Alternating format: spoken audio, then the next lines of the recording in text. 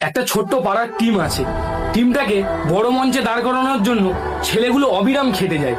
স্বপ্ন তো সবাই দেখতে পারে, কিন্তু স্বপ্নগুলো পূরণ করতে গেলে যে কতটা কষ্ট করতে হয় সেই 10টা ছেলেই জানে। একটা ছোট খেলা খেলে কখনোই বড় মঞ্চে যাওয়া যায় না বন্ধু। বড় মঞ্চে যাওয়ার জন্য বড় বড় টুর্নামেন্ট খেলতে হয়।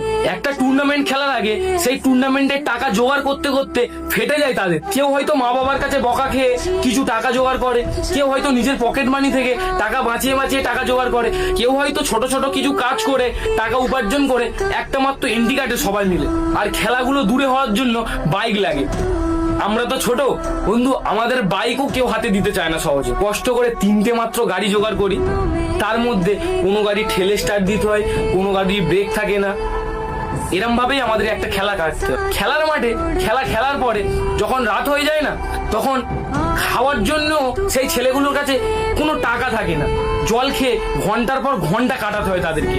হ্যাঁ আমি জানি, কারণ আমরা ফেস করি সেই যন্ত্রণাটা। ছেলেগুলো কতই না হারে, কতই না কাঁদে, তাও কিন্তু চুপ থাকে না। সপ্তাহ পর সপ্তাহ, দিনের পর দিন খেলা কাটতেই থাকে, খেলা খেলতেই থাকে। হ্যাঁ তোমরা সবাই বড় হবে, তোরা সবাই বড় হবি, খেলা ছাড়িস না। তোরা যেই দিকে লক্ষ্য করেছিস সেদিকে তাকিয়ে এগিয়ে চল। আমরাও তোদের পাশে আছি। আমরাও নিজে একটা ছোট টিম হয়ে এই কষ্টগুলো ফেস করি।